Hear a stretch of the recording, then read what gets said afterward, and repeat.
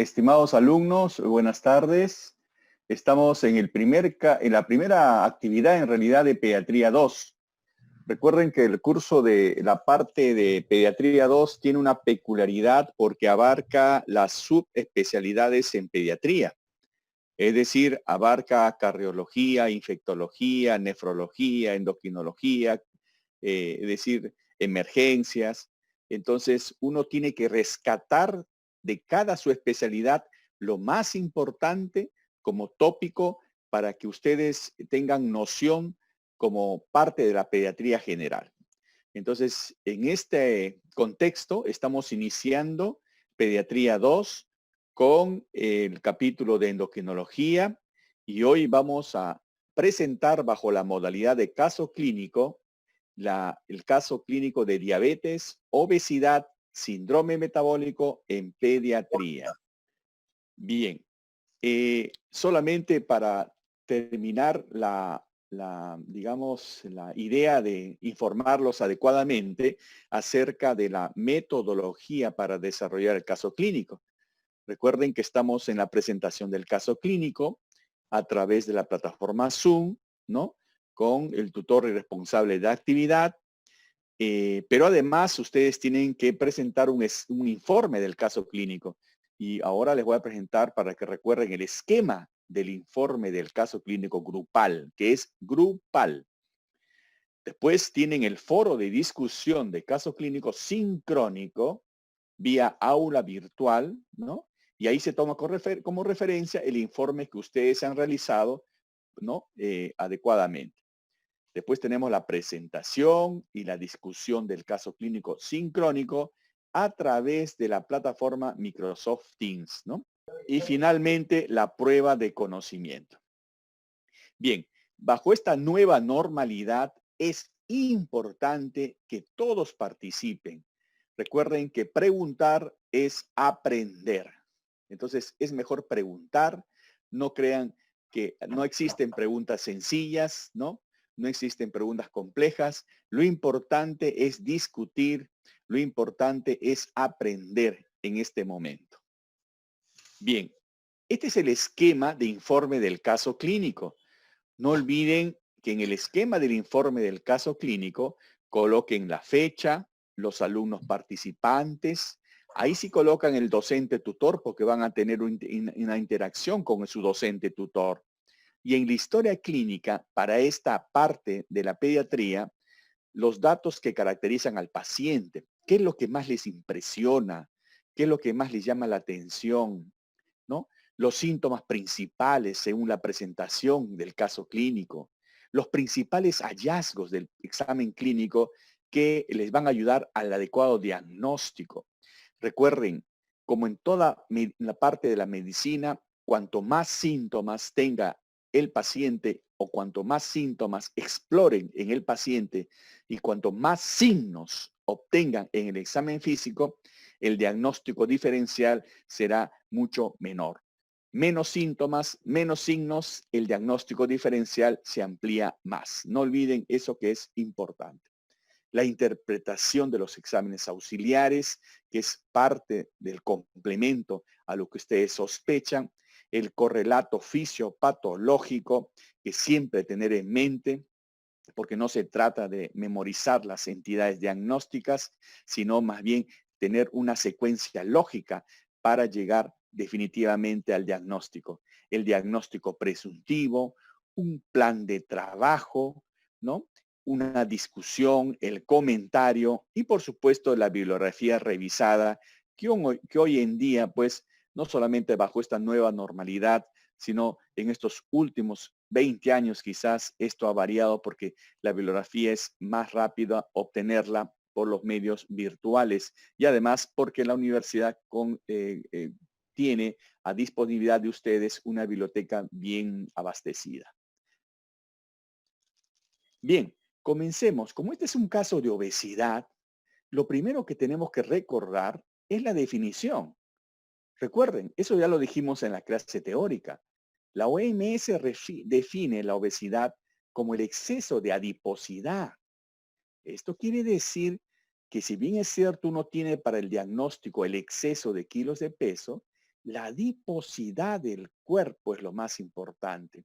Y como van a ver, no solamente el exceso de adiposidad, sino cómo está distribuida esta adiposidad y en qué lugares son los que sitúan a ese paciente en riesgo de posibilidad de que tengan algún problema metabólico a futuro. Y esta adiposidad, por eso define la OMS, que está en relación a una manera adversa a la salud y al bienestar. Eso es muy importante. Hoy en día, ustedes pueden tener niños obesos, ¿no? Pero con gran panículo adiposo.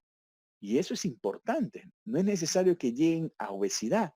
Y eso explica por qué muchas de las complicaciones no es necesario que se vean en el obeso expresado en kilos en exceso, sino simplemente por la adiposidad que muchas veces no se refleja necesariamente en los kilos de peso. Este cuadro es para recordarles cómo se diagnostica obesidad. Recuerden, la manera más fácil, accesible, universal para hacer diagnóstico desde el punto de vista nutricional el estado de obesidad es el peso.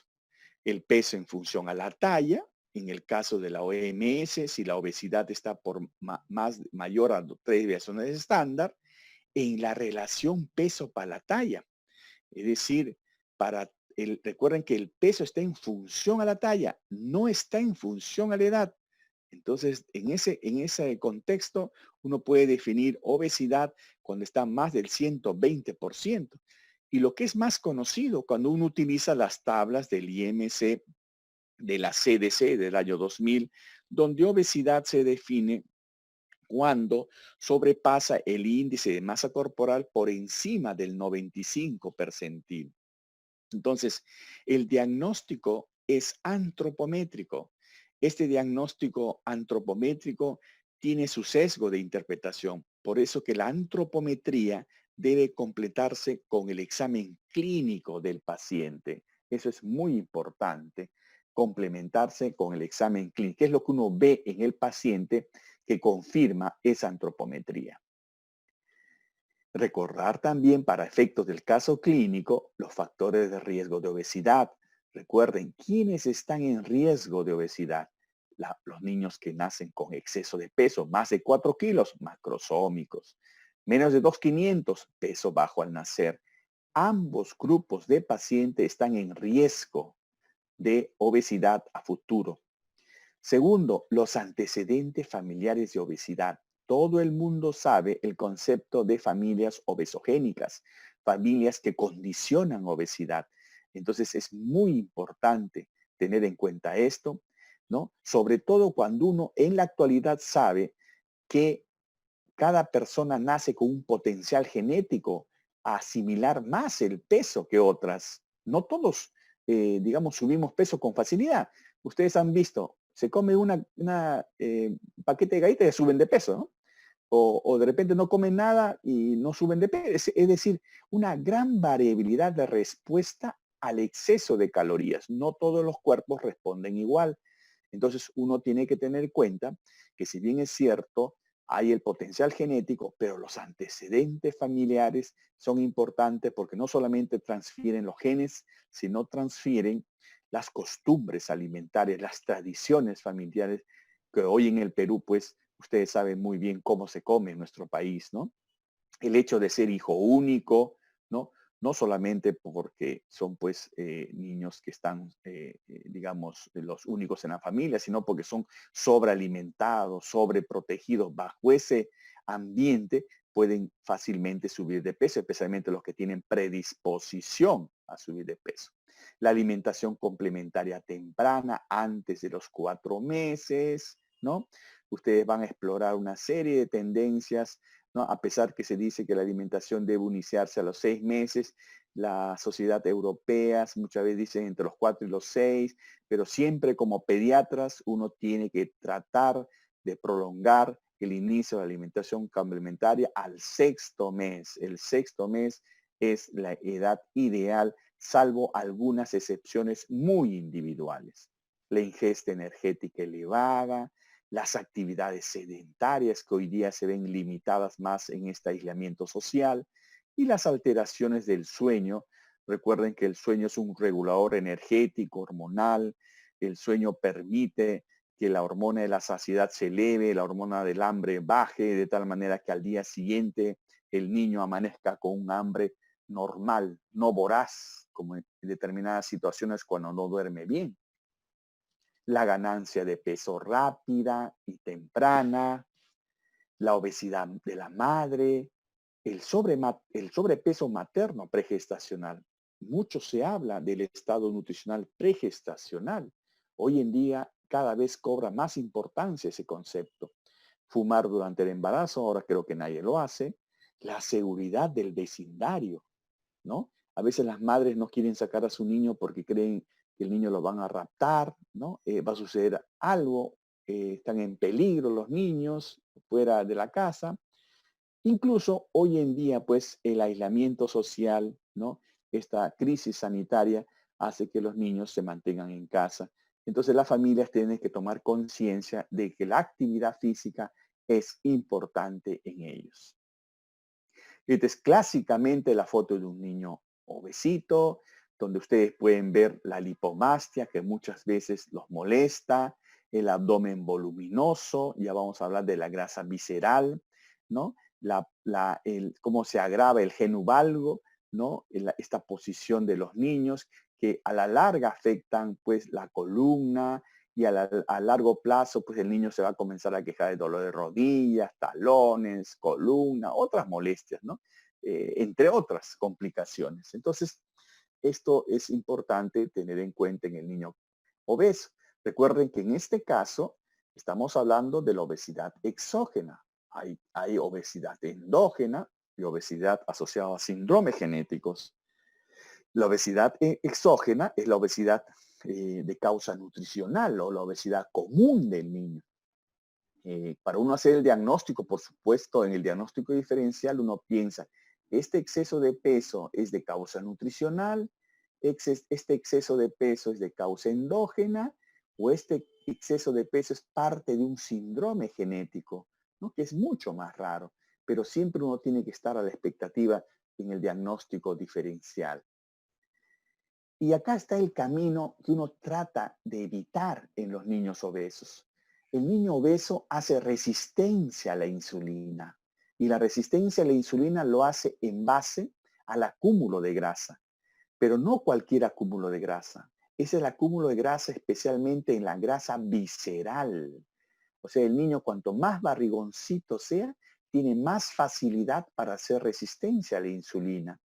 ¿Por qué? Porque normalmente el tejido adiposo dispara citoquinas, pero son citoquinas que regulan el metabolismo y a la cabeza está la adiponectina. La adiponectina favorece la acción de insulina con el receptor. O sea, es una citoquina que es conveniente que esté elevada para favorecer la acción de la insulina con el receptor. Pero ¿qué pasa cuando el panículo adiposo comienza a aumentar, especialmente en la grasa visceral? Hay una distorsión de la secreción de citoquinas, baja la adiponectina y aumenta las que ocasionan justamente la resistencia a la insulina. Y ahí a la cabeza está el nombre de una que se relaciona, que es una citoquina que se llama resistina y otras interleuquinas que van a provocar resistencia a la insulina. Ante ese estado de resistencia a la insulina, hay una hiperfunción de las células beta, hay hiperinsulinemia que logran controlar la glicemia en valores normales. Y ustedes van a apreciar que los niños con obesidad, como en el adulto, todos llegan a este nivel, glicemia normal, pero detrás una hiperinsulinemia que produce daño endotelial también. ¿Quiénes pasan a la segunda etapa? Los que tienen la predisposición genética a desarrollar la diabetes mellitus tipo 2. Es decir, frente a la hiperinsulinemia, hacen insuficiencia de las células beta, hacen insulinopenia, intolerancia a carbohidratos o homeostasis anormal de la glucosa o prediabetes y de ahí pasan a la diabetes tipo 2. Este es el camino a la diabetes que uno debe tratar de evitar en estos niños. ¿Cómo? Primero, a partir de la raíz, no propiciando resistencia a la insulina. Y como se sabe, el mayor factor que propicia resistencia a la insulina. ¿Cuál es? La obesidad. Y recuerden también, como seguramente lo van a revisar, que la resistencia a la insulina es la base fisiopatológica no solamente de la diabetes, sino del hígado graso, del síndrome de ovarios poliquísticos y de las enfermedades cardiovasculares. Por eso es importante recordar esto que tenemos que evitar.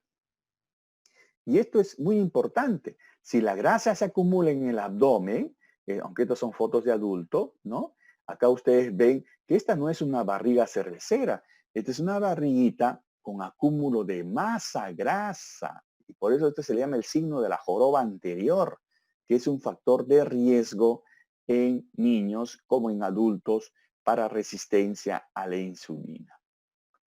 Bien, entonces, en los signos clínicos, cuando uno evalúa a un paciente obeso, ¿qué es lo que ve un paciente obeso? Un niño inquieto, intranquilo, digamos, activo, despierto, orientado, ¿no? Quizás asmático, alérgico, interactúa fácilmente en la consulta, ¿no? Pero tiene dos detalles importantes en la evaluación clínica. El perímetro abdominal, que es lo que estamos evaluando, que es un indicador independiente de resistencia a la insulina, niveles de lípidos y presión arterial. Y el otro, la acantosis nigricans, no olviden, esta pigmentación oscura, rugosa, que se ve en el cuello, las axilas y las ingles, y muy excepcionalmente en otras partes del cuerpo, que ya indican que el niño tiene resistencia a la insulina, que es justamente el inicio del camino hacia problemas metabólicos. Esto es muy importante. Y finalmente, acá, ¿cuál es el otro tema? Es definir bien qué cosa es diabetes, ¿no? El término de diabetes describe un grupo de enfermedades metabólicas caracterizado por hiperglucemia crónica. Es decir, no existe diabetes sin hiperglucemia, pero sí puede existir un niño con hiperglucemia que no sea diabético. Eso es muy importante analizar. Todo niño que viene con hiperglucemia, lo primero que hay que sospechar es que sea diabético. Pero siempre hay que pensar en otras posibilidades, que pueden ser, digamos, otras que indiquen una hiperglicemia por estrés, por ejemplo, ¿no? Entonces, no necesariamente toda hiperglucemia es diabetes. Entonces, esto es muy importante. Y el segundo concepto es que todos resultan de defectos en la secreción o acción de la insulina. Recuerden que la diabetes se ha incrementado grandemente en los últimos 20 años y se estima 5.000 nuevos casos por año en los Estados Unidos. La CDC ha proyectado 2.3% anual y la prevalencia en menores de 20 años será el cuádruple en 40 años. Entonces, esto ha incrementado y esto es lo que se ve. Las cifras a nivel nacional no están actualizadas, pero uno presume que esto va en aumento porque nosotros en el instituto como centro de referencia nacional hemos visto que se ha incrementado muy evidentemente los casos de diabetes, ¿no? Y en ellos está la diabetes tipo 2 desde los años 90, ¿no? Entonces, hay que tener en cuenta estos datos epidemiológicos. Y un dato importante también es los riesgos asociados a obesidad. Anda, bájame una casaca, por A favor. ver si apaga los micros, señores alumnos, por favor, para podernos entender. Sí, por favor, apaguen sus micros. Bien, continuamos. Gracias. Con los riesgos asociados a obesidad. Miren, hay muchos riesgos asociados a obesidad, pero uno de los más importantes que nosotros consideramos es el desarrollo de diabetes mellitus tipo 2. Aparte, por supuesto, de la hiperinsulinemia, dislipidemia, hipertensión, síndrome de ovarios poliquísticos, cáncer, osteoartritis, hígado graso y otras anomalías metabólicas que uno puede ver a largo plazo en los obesos. Ahora, la clasificación es esta, que no ha variado. Recuerden que uno más frecuentemente piensa, ¿es diabetes tipo 1 o diabetes tipo 2? Es lo que uno más sabe sobre diabetes. Pero hay que recordar que hay otros tipos específicos de diabetes que tienen que tener en cuenta, que son mucho más raros, como la MODY, las diabetes neonatales, etcétera, o asociadas a endocrinopatías, pero que son mucho más raras. Y la diabetes gestacional, que en pediatría, por supuesto, no la vemos frecuentemente. Esto es para recordarle los criterios diagnósticos, no se olviden los puntos de corte, los valores normales de glicemia menor de 100, la glicemia 2 horas post ingesta 75 gramos menor de 140. Recuerden que en niños la dosis de glucosa anhidra para hacer esta prueba es 1.75 gramos por kilo de peso con una dosis máxima de 75 gramos, ¿no? Acá es importante que esto no es un test de tolerancia, así se llama glicemia 2 horas post ingesta de 75 gramos de glucosa. No es prácticamente en el buen sentido de la palabra una glucosa postprandial, porque la famosa glucosa postprandial era con ingesta habitual de alimentos. Y como ese no era un método estandarizado, se ha estandarizado esta metodología para afinar un poquito más los puntos de corte. La intolerancia a la glucosa o prediabetes o homeostasis anormal a la glucosa se establece en diagnóstico de estos puntos de corte. Si la glicemia en ayunas está entre 100 y 125, la glicemia 2 horas post ingesta 75 gramos de glucosa mayor a 140, pero menor a 200. Y finalmente, el diagnóstico de diabetes se hace cuando en 2 días diferentes, una glicemia en ayunas mayor de 126 miligramos por decilitro o una glicemia al azar mayor de 200 miligramos, pero asociada a síntomas. Pero también del mismo modo una glicemia mayor de 200 miligramos 2 horas post ingeste 75 gramos de glucosa. Y finalmente los niveles de hemoglobina glicosilada, que son datos importantes de control metabólico y que se intenta usar como diagnóstico también en pediatría. Son usados con frecuencia en el adulto. En pediatría, a pesar que no hay consenso, siempre se tiene en cuenta esta posibilidad de diagnóstico cuando la hemoglobina glicosilada es mayor a 6.5%. Bien, ¿cuáles son los factores de riesgo de diabetes tipo 2?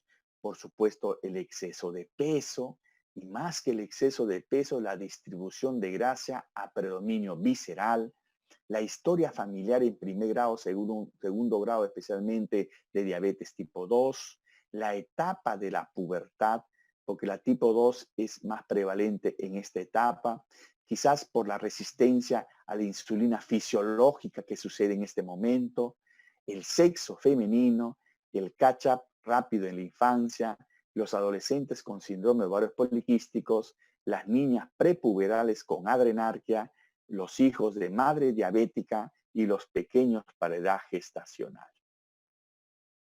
¿Cuáles son las características que se observan en estos niños? Que son púberes, muchas veces obesos o con sobrepeso nada más y con acantosis nigricans. Recuerden que en pediatría, como les dije en el audio anterior, la acantosis nigricans no confundirla con la acantosis mugricans. Recuerden que siempre pueden tener algodón y alcohol, especialmente ahora en la época de la pandemia, que uno tiene todo siempre alcohol a la mano. Soban y si el algodón sale oscurito, es acantosis mugricans, si no es nigricans. La mayoría de niños y adolescentes se encuentran asintomáticos al momento del diagnóstico. Eso puede pasar. Algunos pacientes inclusive pueden tener las clásicas sintomatologías, poliuria, polidipsia, polifagia, pérdida de peso, ¿no? Es decir, las 4P y la fatiga. Recuerden que uno tiene que explorar bien esas posibilidades. Hasta el 30% de los casos pueden presentar cetoacidosis, ¿no? Eso varía de acuerdo al grupo poblacional que uno estudia. Recuerden, estamos hablando de diabetes tipo 2, la que se asocia al exceso de peso, en donde la fisiopatología es la resistencia a la insulina. No estamos comentando de la diabetes tipo 1, que es la más frecuente y que se asocia a autoinmunidad. Aunque vale la pena recordar que el exceso de peso también afecta a los niños que tienen diagnóstico de diabetes tipo 1. Porque imagínense el niño que tiene diabetes tipo 1 y encima sube de peso. Eso ya convierte un cuadro un poquito más complejo. Recuerden que estos tipo 1 tienen el cuadro clásico florido, ¿no? Es menos frecuente en el tipo 2, ¿no?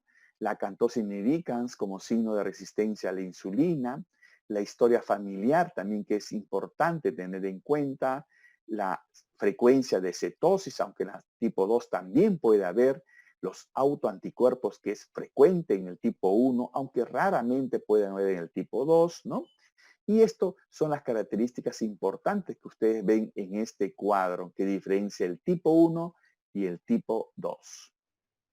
Finalmente, en esta parte previa al caso clínico, recordarles, los niveles de lípidos en niños son diferentes al adulto. Recuerden estos niveles aceptables, sobre todo acá, el colesterol menos de 170, el LDL menos de 110, y miren cómo los triglicéridos entre 0,9, entre 0 y 9 años, menos de 75, lo ideal, aceptable. Entre 10 y 19 años, menos de 90. Y el HDL, más de 45. Entonces, estos datos siempre tenerlos en cuenta cuando uno analiza el perfil lipídico de un niño obeso. Bien, con este preámbulo, uno puede ver acá el caso clínico.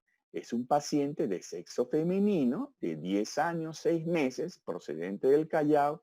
Sus padres consultan.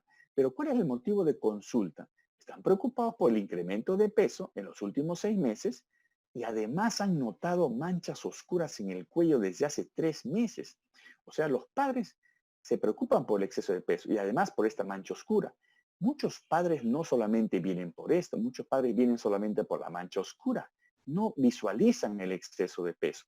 Y muchos padres vienen inclusive, si son varones, por el famoso micropene, cuando son penes sumergidos. Entonces, el motivo de consulta es muy importante rescatar acá. No siempre es el exceso de peso. Y acá tienen que tener bien en cuenta de rescatar el diagnóstico de obesidad en cualquier paciente que venga independientemente del motivo de consulta. Es muy importante, eso se llama rescate de diagnósticos y en este caso en obesidad es muy importante. Ustedes pueden en la foto del costado, miren la acantosis nigricans de este paciente que está en el cuello, ¿no? Acá se ve en el cuello, y tenía en la axila, tenía en la ingle, ¿no? Esta niñita. Estos son los datos de antecedentes personales.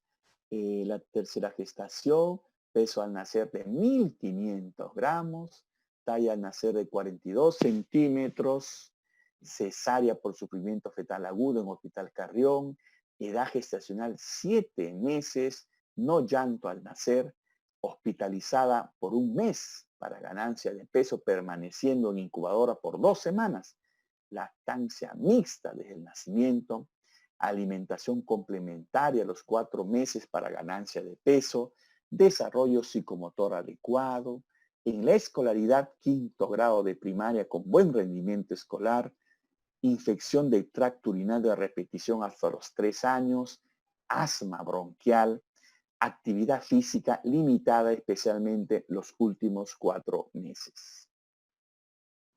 En los antecedentes familiares, una madre con una talla de 1,58 m, obesa, con resistencia a la insulina e hipotiroidismo, padre con talla de 1,75, obeso con diabetes mellitus tipo 2, abuela paterna con diabetes tipo 2.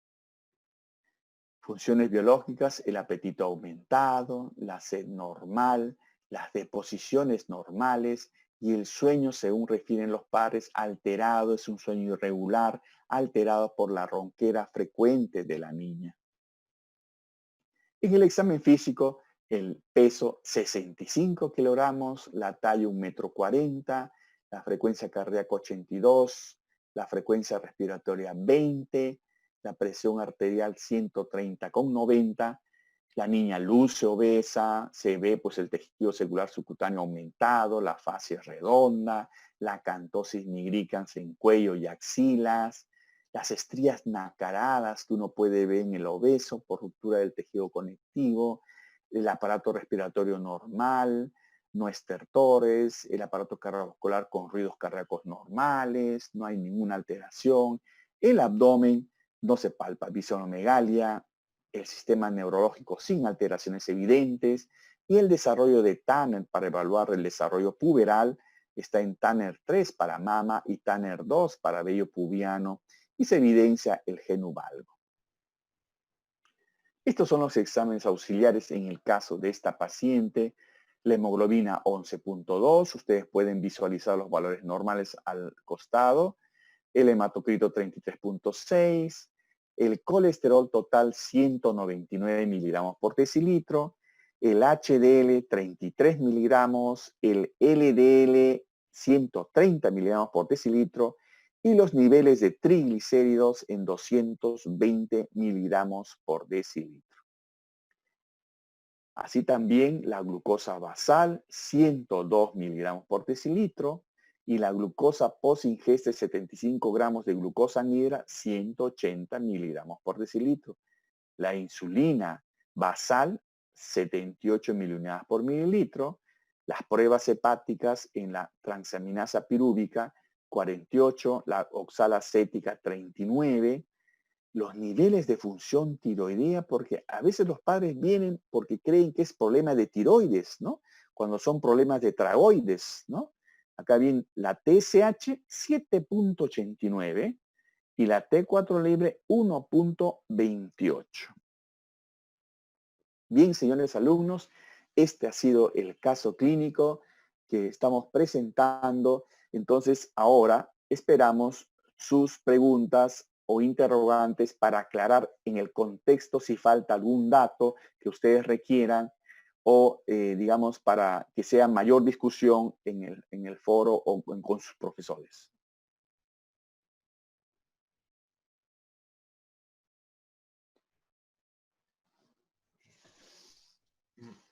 Muchas gracias, doctor del Águila. Bien, señores alumnos, por favor esperamos sus preguntas.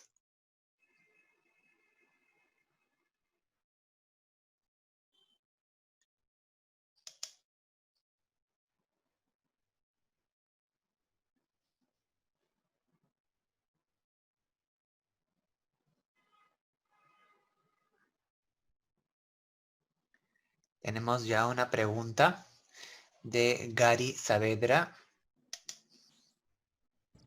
Gary, te escuchamos, por favor. Sí, buenas tardes, doctores. Mi pregunta, más que del caso, me llamó la atención la última diapositiva. Tenía entendido que era más sencillo o creo que lo que más se pedía era el péptido C en lugar de la insulina. Básicamente esa era mi pregunta, si es correcto o también es sencillo pedir insulina directamente. Muy bien, esa es una buena pregunta, ¿no? En realidad, cuando uno explora un niño obeso, en realidad viene a ser ni uno ni otro, porque en realidad uno primero explora al niño obeso por sus valores de glucosa, ¿no? Uno generalmente pide el péptido C como un indicador de la producción de insulina cuando uno ya pasa a la segunda etapa y quiere definir qué tipo de diabetes es, ¿no? Y los niveles de insulina, según las últimas guías de obesidad, en realidad no lo ponen a consideración. En realidad no debería pedirse insulina, como en este caso, ¿no? Porque los niveles de insulina son más informativos. Entonces, ¿la idea cuál es? Uno tiene un obeso, en este caso, que no tiene sintomatología, ¿no? Pero uno quiere ver cómo está el estado metabólico. Le pide, pues, la glucosa basal, postprandial, ¿no? Uno evalúa el caso, ¿no? Y de acuerdo a los resultados uno pasa a una segunda etapa de evaluación. Pero en este caso es muy buena la pregunta porque en realidad cuando uno quiere pedir si está viendo, se está ocasionando una buena producción de insulina, es el péptido C. Y un péptido C que se debe pedir de manera en condiciones adecuadas, no en plena cetoacidosis donde inclusive puede estar baja tanto en el tipo 2 como el tipo 1. Inclusive un último reporte que acabo de ver ahora en la mañana es cómo se relaciona el péptido C a los cambios histopatológicos en pacientes fallecidos con diabetes tipo 1. Entonces es bien interesante y bien importante el concepto de péptido C. Muy importante tu pregunta, Gary.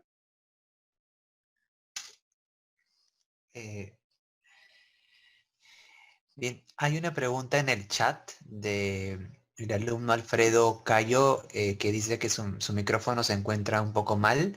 Dice, buenas tardes, doctor. A una niña de 5 años con obesidad, ¿se le podría dar una dieta hipocalórica? Esa es la pregunta textual. Esa también, gracias por la pregunta, es muy importante, ¿no? Tener en cuenta el tratamiento de niños obesos. No es lo mismo tratar un niño obeso que un adulto obeso. ¿Cuál es el principio básico en pediatría en cualquier patología crónica? Es asegurar que ese niño crezca y desarrolle de manera saludable. Acá hay que tener mucho cuidado con la restricción calórica, porque cualquier restricción calórica forzada puede mermar la velocidad de crecimiento del niño y por lo tanto la expectativa de talla.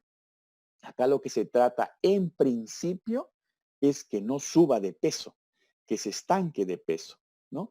Salvo en casos excepcionales y casos severos y en casos que tengan mayor edad y no sean de 5 años, bajar de peso, pero progresivamente.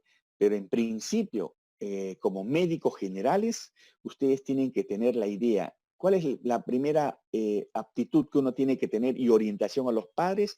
Es que el niño no suba de peso, porque el niño va a ir creciendo. Y lo segundo es, más que hablar de dieta, hablar de un plan de alimentación saludable en donde uno tiene que tener en cuenta lo más importante, controlar los excesos y modificar los malos hábitos de alimentación, como por ejemplo comer rápido, comer entre comidas, ¿no? Comer exceso de comidas chatarras, etcétera. Así que esa ha sido una buena pregunta que me ha permitido hablar un poquito más sobre el tratamiento que deben tener como conocimiento todo médico general para no forzar a los niños a necesariamente tener que bajar de peso. Eh, Bien, hay otra pregunta también en el chat de Jennifer García, quien pregunta si desde cuándo los papás del paciente del caso son diagnosticados de diabetes mellitus tipo 2. Ya, según la historia clínica no especifican ese dato exacto, ¿no? Pero digamos, se supone ahí que los datos de ahí son de años anteriores, pero no se especifica claramente, pero los datos están bien claros y los diagnósticos están comprobados tanto de la madre como del padre y de los abuelos. Muy bien, doctor. Hay una pregunta con audio, me parece que es la doctora María Elena Castro. Le vamos a reiniciar el audio. Ahí, a ver. Buenas tardes con todos. Doctor del Águila, quería preguntarle si a la niña le tiene perímetro abdominal y si le hicieron, le tomaron radiografía para ver su edad ósea. Eso es una buena pregunta, porque si estamos hablando de la grasa visceral, la historia clínica debería contemplar el perímetro abdominal que no lo tiene la paciente, ¿no? Por eso es importante evaluar qué es lo que no tiene el paciente, qué es lo que se tiene que pedir, y eso significa pues que el alumno está explorando más datos, ¿no? La otra pregunta era, perdón, se me fue, la edad ósea. Esta niña no tenía edad ósea, ¿no? Generalmente la edad ósea se pide si esa obesidad se acompaña de algún retardo de crecimiento o talla baja. Recuerden que todo niño obeso va con una velocidad de crecimiento normal. Entonces, cuando un obeso no va con una velocidad de crecimiento normal, uno primero pide función tiroidea y puede explorar la edad ósea con una radiografía, en este caso de mano izquierda en el paciente.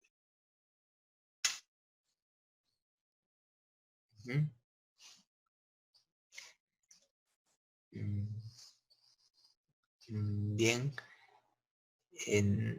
No veo más preguntas no sé si algún docente quisiera hacer algún comentario o tenga alguna pregunta. ¿Alguno de los docentes presentes?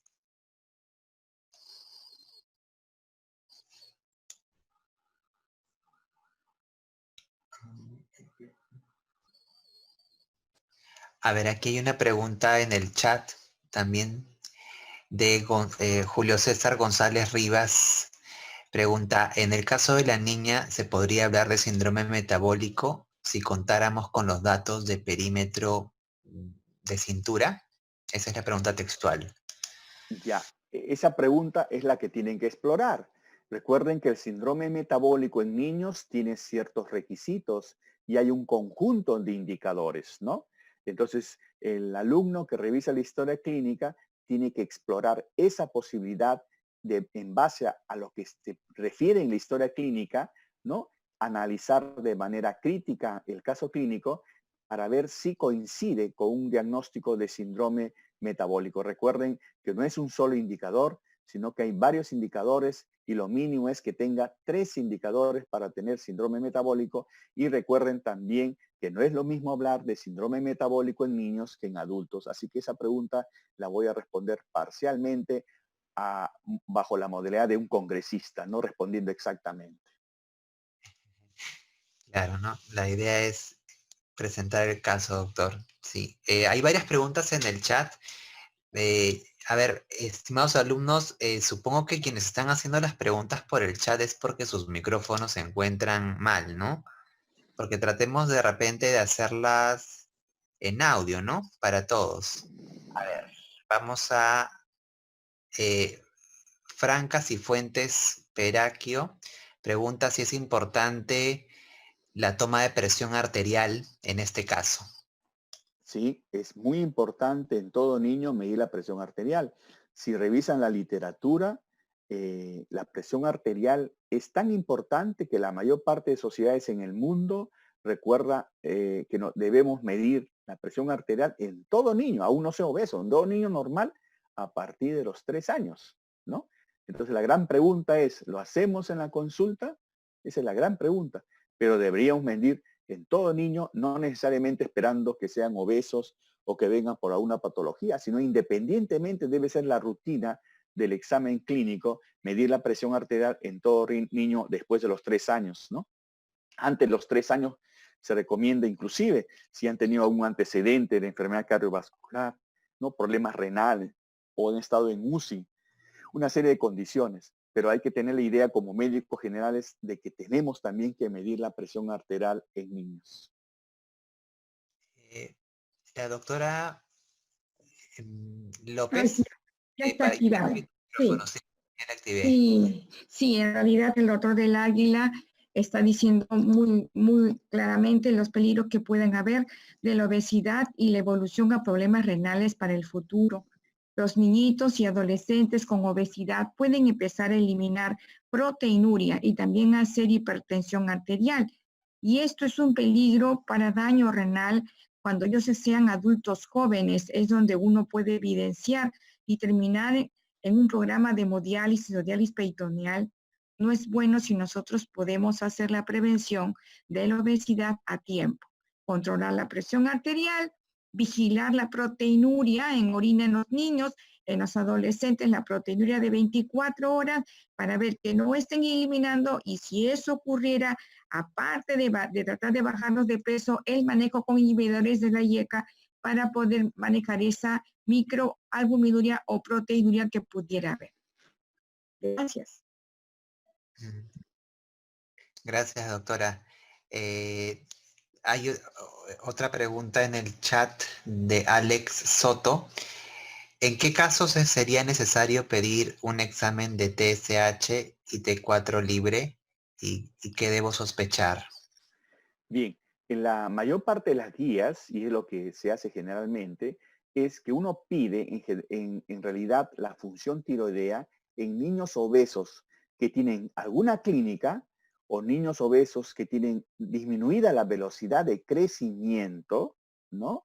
O simplemente niños obesos cuando no se puede obtener la velocidad de crecimiento, niños que estén por debajo del 25 percentil en talla. Esos son criterios más exactos para evaluar función tiroidea. La función tiroidea puede ser, la interpretación tiene que ser muy adecuada en el caso de niños obesos y eso sería bueno que lo revisen, ¿no? A propósito para la discusión en el foro. Muy bien. Alguien estaba levantando la mano, pero Ya se desanimó, parece. Vamos a leer una más del chat porque había un alumno que estaba levantando la mano, pero ya no le veo la mano levantada. Alessandra Salinas en el chat pregunta, doctor, buenas tardes, ¿en qué casos debemos pedir un perfil hepático? Ya. Generalmente hoy en día, como el hígado graso es una constante en muchos niños, ¿no? Y que no se logra diagnosticar con tiempo, se está con la tendencia que en los niños obesos a pedir pruebas hepáticas.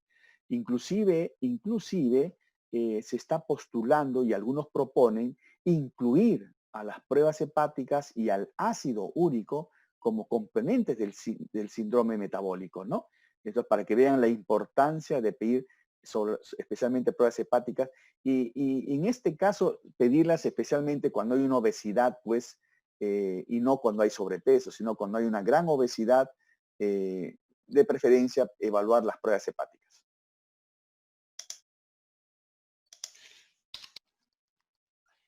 Bien, tenemos una pregunta de Carolina Raquel Herrera Palmi. Vamos a activarle el micro. Un ratito, por favor. Ya está. Carolina. ¿Qué tal, doctor? Buenas tardes, ¿se me escucha? Hola, sí, claro, te escucho. Doctor, una consulta. En el caso mencionan que la madre tiene hipotiroidismo y lo que yo quería saber es si ese hipotiroidismo también lo tuvo en la gestación. Ya, ese dato no está en la historia. Es muy importante tu pregunta, ¿no? Recuerden que si la madre tuvo hipotiroidismo durante la gestación, eso podría eventualmente afectar a la niña, pero cuando sucede esa relación entre madre hipotiroidea y niño recién nacido, los eventos son transitorios si es que sucediera un hipotiroidismo congénito en ese caso. No es a largo plazo, o sea, no existe esa relación. Pero es muy importante tu pregunta porque el antecedente hay que tomarlo de otra manera y por eso les pido que exploren bien cuál es la importancia de que en la familia haya antecedentes de madres o de mujeres con problemas tiroideos. Es tan importante eso que cuando uno tiene una niña, especialmente niña, que viene a la consulta, no tiene ningún motivo, digamos, viene por problema respiratorio o problema gástrico, su peso normal, pero la madre hipotiroidea, el abuelo con problema de tiroides, en esos niños hay que pedirle función tiroidea y anticuerpos antitiroideos. Y eso quisiera que explore un poquito más las razones por las cuales les estoy diciendo eso, para una mayor discusión y para un mejor aprendizaje. Muchas gracias por la pregunta, Carolina. Doctor, tengo otra pregunta más. Sí. Pusieron que tenía asma bronquial y quería saber si la niña continúa con este diagnóstico Sí, o fue algo que... según la madre ha disminuido los episodios de asma bronquial, como sucede en muchos niños, ¿no? En la pubertad comienza a disminuir los episodios, ¿no? Y eso es lo que tiene esa niña en el momento. Doctor, otra más. Dice hito repetición hasta los 3 años. ¿Se hizo algún examen para saber por qué la niña No se hizo. Eso es también una buena pregunta. Como bien la doctora Victoria él va a señalar de repente, es importante que los niños se evalúen cuando la infección urinaria es a repetición, no dejar los niños así, digamos, que evolucionen naturalmente, pero porque eso puede ocasionar problemas a largo plazo. Ok, muchas gracias. Ya, Carolina. Bien, tenemos una pregunta más en el chat de Rocío Guamán Chau Tinco. Doctor, ¿el TSH alto y el T4 normal nos estaría hablando de hipotiroidismo subclínico? Ya, ahí viene el otro detalle, porque en realidad yo no puedo responder claramente todo porque ustedes tienen que discutir, ¿no? Pero ya ella se está adelantando muy bien.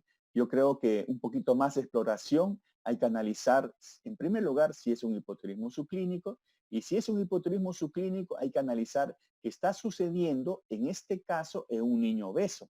Entonces, analícenlo así, exploren esto, y lo discutimos en el foro. Así es como ya mencionó el doctor, la idea no es la presentación del caso y ese es el momento para que ustedes hagan todas las preguntas referentes al caso clínico en sí y a la metodología de trabajo. Recuerden que ustedes van a tener que desarrollar un informe y van a tener una sesión de discusión en un foro por Microsoft Teams con su docente asesor. Ujú. Bueno, hay una pregunta que me parece que ya de algo de esto se ha hablado. Sí, de Julio César González en el chat. Sí, contamos con los datos del perímetro abdominal y de cintura. Sí, eso ya yo lo mencioné, ¿no? Eso es muy importante porque esa es una crítica, ¿no? Porque todo niño obeso debe medirse el perímetro abdominal.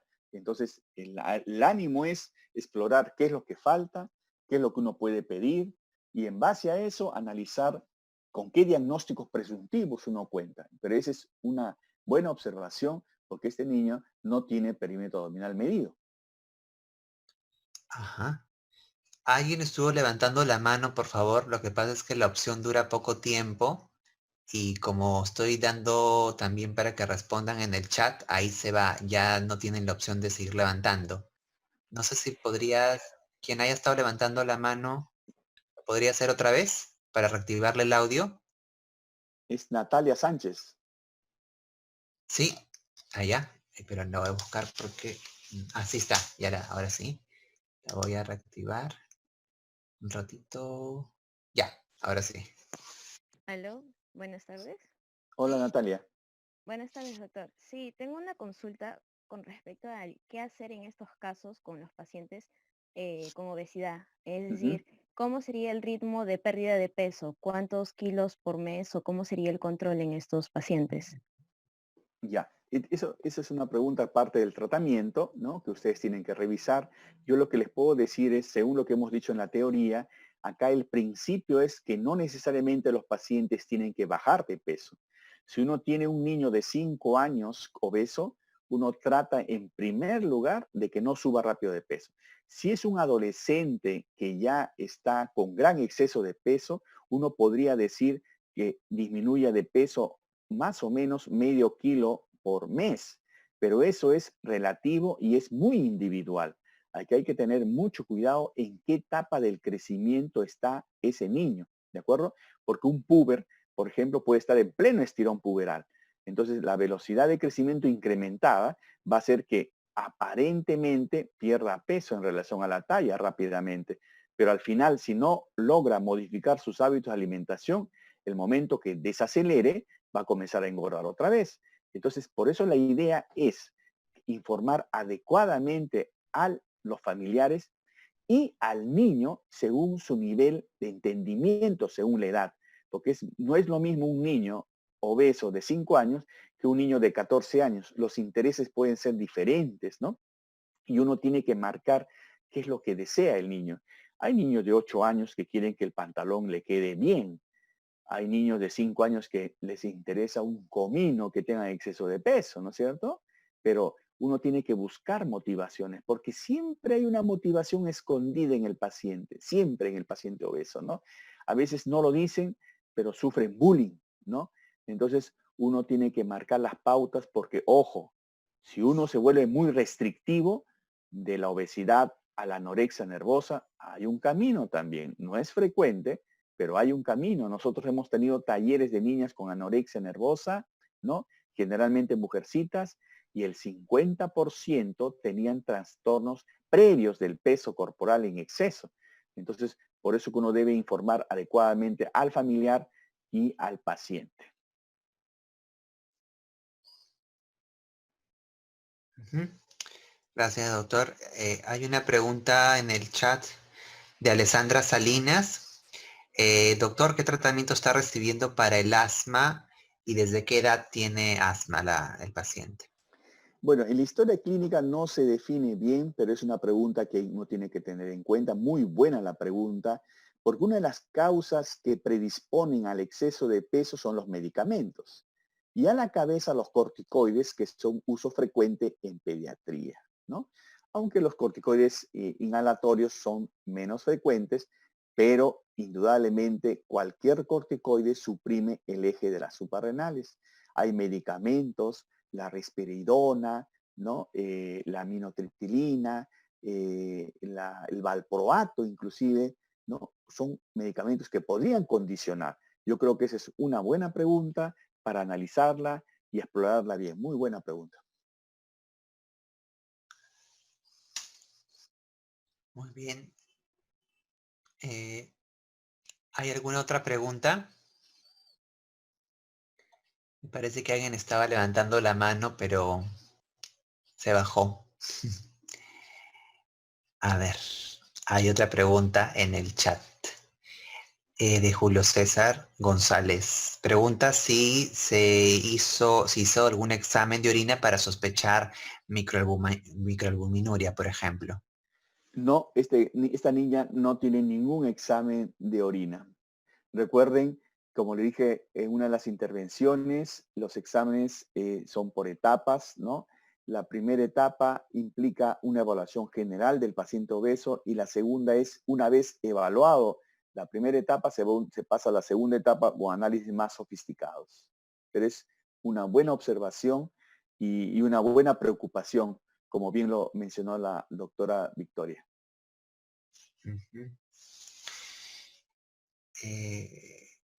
Hay me parece que es, no, sí, hay una pregunta en el chat. Doctor, entonces, de Rosa Antón. Doctor, el abordaje más importante en este caso sería la atención primaria, ya que como lo comentó, el trastorno alimentario más frecuente en niños obesos mal abordados es la bulimia o anorexia nerviosa. Mire, la atención primaria del exceso de la atención del niño obeso, mejor dicho, es a nivel primario, efectivamente. No debería pasar de frente a un hospital especializado. El médico de atención primaria tendría que explorar en el diagnóstico diferencial si es una obesidad exógena o una obesidad endógena. Eso es muy importante para ver si deriva o no a un centro de mayor complejidad, porque no todos los obesos pues son complejos. Al comienzo solamente es orientada a los padres con los hábitos de alimentación, pautas alimentarias generales, ¿no? Y si tiene a mano la nutricionista una orientación del plan de alimentación con el aporte de calorías adecuado por la nutricionista. Pero no es necesario pues que pase un centro de alta complejidad. Es muy importante esa pregunta porque eso me da pie a la importancia del tamizaje a nivel primario, del primer nivel de atención, ¿no? Donde debe empezar y tallar a todos los niños para hacer los diagnósticos adecuados y para hacer una especie de tamiz y evitar que se congestionen tanto los hospitales o las instituciones por motivos que deben ser tratados a nivel del primer nivel de atención, ¿no? Gracias, doctor. Acá hay una pregunta también interesante de Andrea Quispe en el chat. Pregunta acerca de la menarquia, si la paciente ya inició la menarquia y si es así las características del ciclo y todo esto para relacionarlo con el síndrome de ovario poliquístico, que es una comorbilidad asociada a la obesidad. Ya, muy buena pregunta también.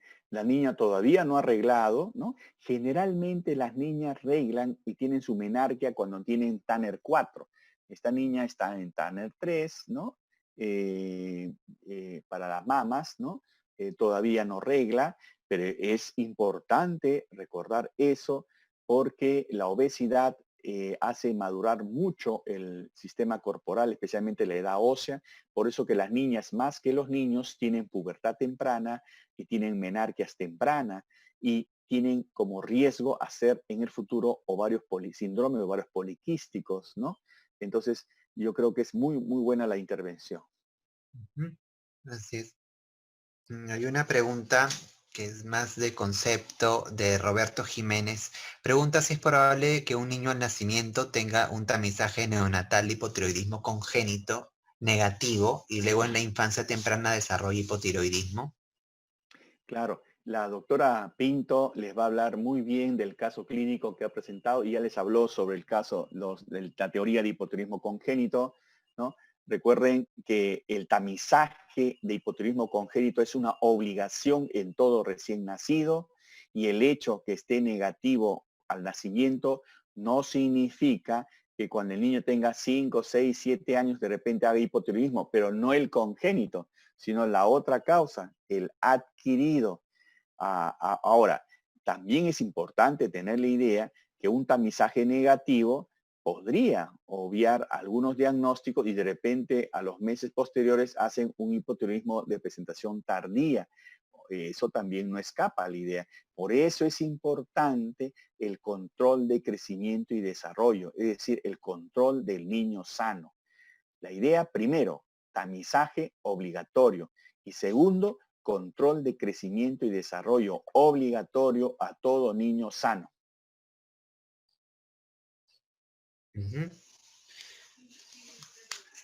Muy bien, doctor. Bueno, no veo más preguntas ni en la lista de participantes ni tampoco en el chat. No sé si a ver, sí, apareció una pregunta en el chat, y creo que con esto ya podríamos ir terminando las preguntas, si es que no hay más.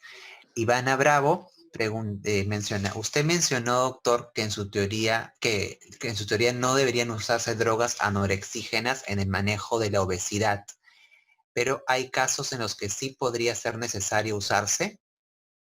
Ya, de manera tajante y por principio no deben usarse drogas anorexígenas en niños con obesidad. Recuerden que en el adulto obeso hay una serie de alternativas farmacológicas, muchas de ellas sin evidencia científica. Recuerden, hace muchos años atrás, la FDA aprobó la sibutramina en niños mayores de 16 años, ¿no?, para usarla, pero después la tuvieron que retirar por los efectos cardiovasculares que tenían. Entonces, hasta el día de hoy no existe una droga anorexígena en obesidad infantil, ¿no? Lo que hay es, pues, intentos de usar, no tanto por la obesidad, sino cuando tengan riesgo metabólico, de diabetes, a partir de los 10 años la metformina, pero no explícitamente para los casos de obesidad, ¿no? Entonces uno tiene que evaluar individualmente, ¿no? Pero siempre teniendo la idea que hablando de drogas anorexígenas, en ese sentido de la palabra, no existe en obesidad pediátrica. Muy bien. Ya no hay más preguntas. ¿Alguna participación de algún docente que quiera participar? No. A ver, no, ya no veo más preguntas. Bien, a ver. Acá Julio César González comenta en el chat, ¿no? Doctor, mi pregunta es referida a él porque los criterios diagnósticos del síndrome metabólico, el cual podríamos sospechar en esta niña, son no definidos. No, lo que pasa es que, Julio César, mi estimado Julio César, lo que tienes que revisar es, según los datos de la historia clínica, si la niña tiene, digamos, definido criterios para síndrome metabólico o no. Tú lo primero que tienes que hacer, Julio César, es revisar primero el concepto de síndrome metabólico, cuáles son los indicadores de síndrome metabólico en niños y ver si en el caso del paciente tiene algunos de ellos, ¿no? Y en base de eso, tú haces tu especulación, tu diagnóstico diferencial, ¿no? Porque aquel tema es en discutir amenamente, ¿no? Según los datos que se presenten en el paciente. Porque recuerden que la historia clínica a veces puede no estar todos los datos, ¿no?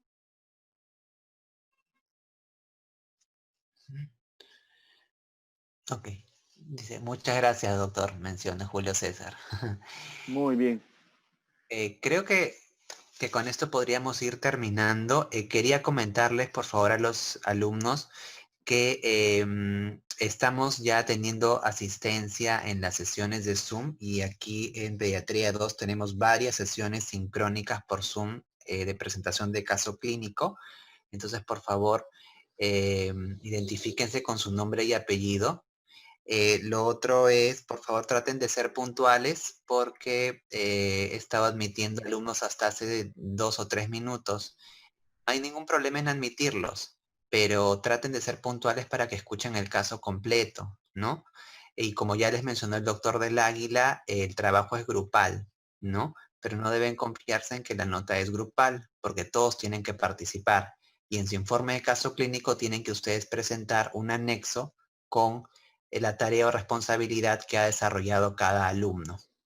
Lo otro también, por favor, al momento de presentar de descargar o de colgar su material, traten de hacerlo con tiempo. Ya han habido en algunos casos que hemos hecho excepciones y hemos tenido que habilitar el aula para que lo cuelguen de manera extemporánea, pero tratemos que esto no se repita, por favor, tanto en los foros como en los informes y los PPTs que tienen que colgar. Bien, entonces el siguiente caso clínico lo vamos a tener con la doctora Pinto de hipotiroidismo congénito el día 21 de 4 a 5, ¿sí? No sé si el doctor del Águila quisiera hacer un comentario final, por favor. Bien, lo que yo les sugiero a los señores alumnos es una revisión del tema de la obesidad. Ahí les he mandado bibliografía, algunos links, ¿no? La obesidad en pediatría, ¿no? Y revisar también diabetes tipo 2, ¿no? Yo creo que en base a eso exploran y tratan de buscar qué datos importantes hay en la historia clínica para que les ayuden a interpretar lo que sucede en ese paciente. Gracias. Okay. Muchas gracias a todos por su participación. Hasta luego. Gracias, doctor. Hasta luego. Hasta luego. Chao, César.